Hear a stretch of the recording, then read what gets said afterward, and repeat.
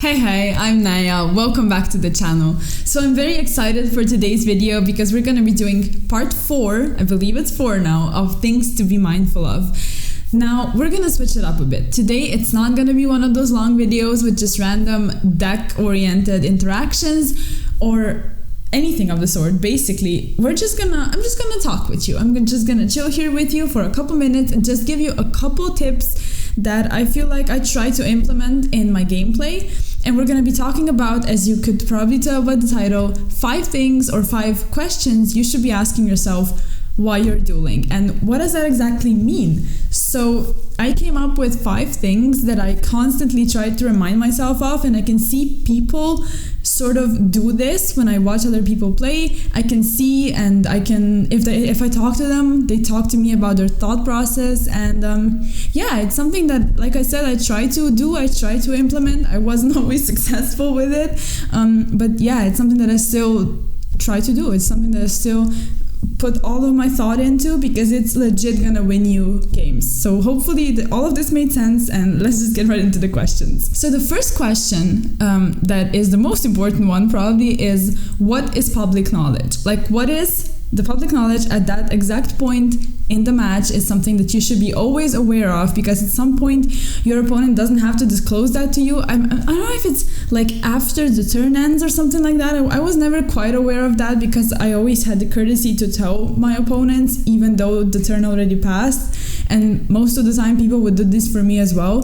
But if they do not, or if you're at an event where you don't feel comfortable asking every single person, you maybe just keep like a check in your head, just a mental checklist of everything that you know that they added, that they searched, and that they have at that point in time in their hand, because you're gonna know with how many cards you're gonna actually be able to play. Then the next question is going to be, it's sort of related to the public knowledge, but more in the sense of, you know what they have, but also you need to sort of suspect what they have.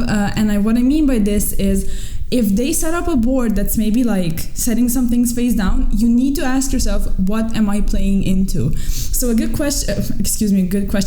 example would be the Tri-Brigade deck, where it used to run Revolt, Impermanence, sometimes Torrential or Strike, and also Imperial Order. And that was pretty much it. So if they set cards, you could be like 99% sure it's one of those cards. So then you need to ask yourself, can I play through Imperm?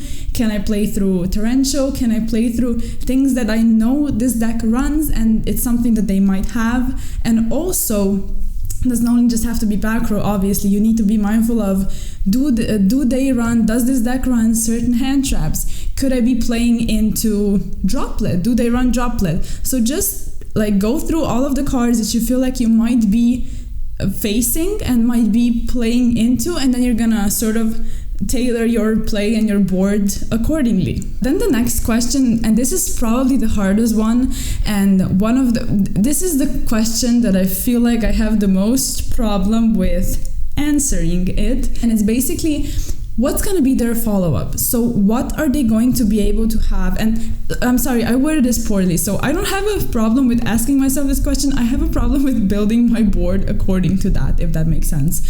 So if they, for example, go first, this is just an example. They go first, you drop to their board. Now you need to ask yourself, so how do I deal with their board? How do I get rid of everything? Because on the following turn, they could have this and this and this and this. So they might have a negate if I don't get rid of it right now. They might have follow-up in the form of this monster that gets sent to the graveyard is going to search. I don't know, I'm just throwing out random examples, but you get the point. It's like, just ask yourself, what are they going to have? With which cards are they going to be able to play? And how could you combat that? What could you do to make them not get all of the additional advantage they might obtain, basically? Then the fourth question would be, what does their deck actually do? And I know this sounds very broad, but what I mean by that, and a good example would be something like, for example, Dragon Link or Drytron or something. It's obviously not just those 2 decks, but I remember when I played against a lot of Dragon Link, I would always ask myself, okay, so now they went for this play and this play and this play. Now the only thing they have is Quick Launch, or the only thing they might have right now is World Legacy Guard Dragon. Just go through the cards that you know the deck runs, and in tandem with that, obviously a good advice would be to know all of the decks, their techs, their cards, everything. And basically just ask yourself, what is the one card that could punish me? What is the one card that I know they might have as follow-up? Am I going to play into talents if I activate this? Do they run it? What's the one card, for example, against the Drytron? Okay, so at this point I know that the only card that can hurt me would be Nova. Maybe I would keep my Ash in hand for that. Does that make sense? Hopefully I'm not going too fast. I just want to be able to put a lot of information in a bit of a shorter video, so it's just back to back advice. And yeah, just ask yourself of everything they might have and how does that hinder you, or how can you combat it? All right, and then the last question is just going to be, what were the things that I have seen in my opponent's deck during the first game, or even the second game also, but the first game in particular, and just ask that while siding. So this pertains to basically any sort of tech that you might have seen, so then you know your opponent is running maybe this package or this engine or this extra deck card that's not very regular for the deck, or anything, just any type of info, like this monster has that much attack, this monster is that type, this deck is mainly earth attributes, so I don't know, goes and does nothing. This is a random example, but just think to yourself of everything that you might have seen, because sometimes someone will just pitch something for cost that gives away a lot of info, which maybe they were forced to do it and they didn't want to disclose that info.